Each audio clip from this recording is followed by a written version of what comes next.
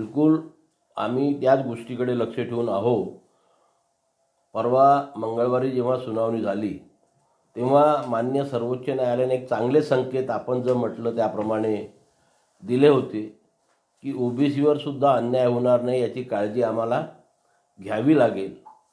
सर्व भारताला माहीत आहे की 1994 पासून 2022पर्यंत या देशामध्ये स्थानिक स्वराज्य संस्थांच्या निवडणुकीत सर्वीकडे 27% आरक्षण मिळत होतं. परंतु नंतर सर्वोच्च न्यायालयाच्या निर्णयाप्रमाणे ट्रिपल टेस्ट करून 50%च्या वर जाता कामा नये असा जो निर्णय देण्यात आला त्यामुळे संपूर्ण महाराष्ट्रातील अनेक ओबीसींचं नुकसान झालेलं आहे. एक महत्त्वाची गोष्ट याच्यामध्ये अशी आहे की जेव्हा 1993ला सानी खटलाचा निकाल आला तेव्हा फक्त शिक्षण आणि नोकरीमध्ये आरक्षणाचा 50% मर्यादा लावण्यात आली होती. आणि नंतर 1994ला हे राजकीय आरक्षण देण्याचं लोकसभा आणि राज्यसभेमध्ये जेव्हा बिल पारित झालं तेव्हा याच्यावरती कुठेही अशा प्रकारची 50%ची मर्यादा असावी असा नियम घालण्यात आलेला नव्हता.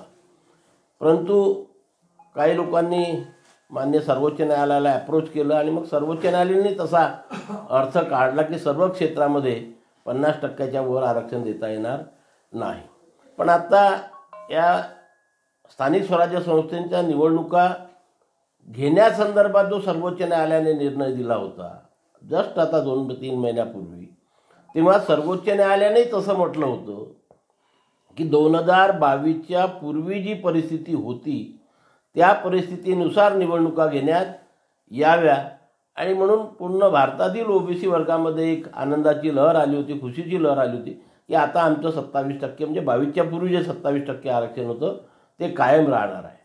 आणि त्याप्रमाणे महाराष्ट्र राज्यामध्ये सर्व स्थानिक स्वराज्य संस्थांच्या निवडणुकाची घोषणा झाली. 27% आरक्षण सर्वीकडे देण्यात आलं. पण पुन्हा काही व्यक्ती सर्वोच्च न्यायालयाला अप्रोच झाल्या आणि त्यांनी सांगितले बा हे 27% आरक्षण दिल्यामुळे ही मर्यादा 50%च्या वर जाते आहे, काही ठिकाणी 60%, 70% जाते आहे. ते नॅचरल आहे. याच्याकरता नॅचरल आहे की सर्व स्थानिक स्वराज्य संस्थांमध्ये शेड्यूल कास्ट आणि शेड्यूल ट्राईबला त्यांच्या लोकसंख्येच्या प्रमाणात आरक्षण देण्याचं संविधानामध्ये तरतूद आहे. आणि ही तरतूद असल्यामुळे ज्या ज्या ठिकाणी SC आणि ST या दोघांच्याही आरक्षणाची बेरीज ही 23%च्या वर ज्या ज्याप्रमाणे जात जाईल त्याप्रमाणे ओबीसींचं 50%च्या आत जर आरक्षण केलं तर कमी होईल. अन्यथा 23%च्या वर जेवढं जाईल 25-30% झालं तर 30 आणि 27 57, 40 झालं तर 40 आणि 27 67 अशा प्रकारची आरक्षणाची मर्यादा वाढणार आहे. आणि त्याच्यामध्ये काही गैर नाही. ओबीसीला या 60% ओबीसीला फक्त 27% आरक्षण दिलेलं आहे.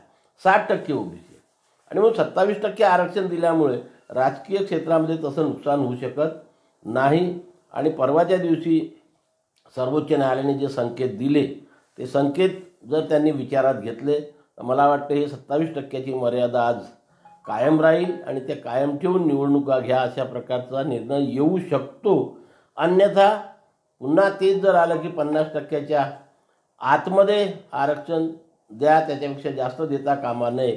तर ज्या काही मला वाटतं नगर परिषदा आणि नगरपंचायताचं निवडणुकाचा प्रक्रिया सुरू आहे त्यातल्या 57 नगर परिषद आणि नगरपंचायतीवर ही कुऱ्हाड येणार आहे. आणि त्या ठिकाणच्या निवडणुका रद्द पण होऊ शकतात, पुढे पण ढकलल्या जाऊ शकतात. आरक्षणाची सोडत पुन्हा काढावी लागेल आणि मग महानगरपालिका, जिल्हा परिषद, पंचायत समिती, ग्रामपंचायत या सर्व स्थानिक स्वराज्य संस्थांवरती त्या आरक्षणाचं नुकसान ओबीसी समाजाला सहन करावं लागणार आहे. सर, ही दुसरी वेळ या आधी देखील अशी परिस्थिती उद्भवली होती त्यावेळी राजकीय पक्षांना स्वतःहून ओबीसी उमेदवार दिले होते.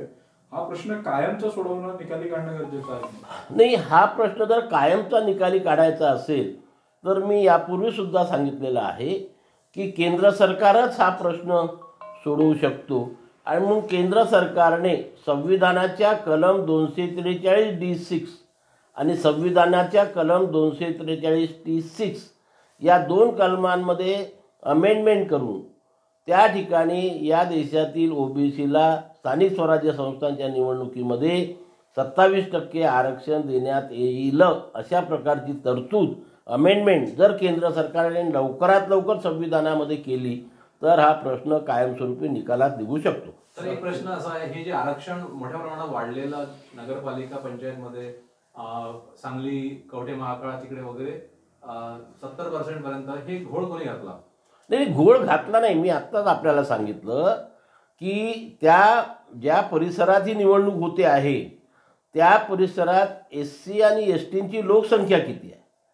समजा ती दोन्ही मिळून लोकसंख्या जर 50% असेल, पुष्कळसे आदिवासी बहुबल प्रदेश असे आहेत की ज्या ठिकाणी ती संख्या 50% जाते SC आणि STची, तिथे OBCला 27% दिलं तर ते 70% जाणार, 80% जाऊ शकते जर ते 55% असेल तर. आणि म्हणून कोणी घोळ घातलेला नाही, हा नॅचरल घोळ आहे.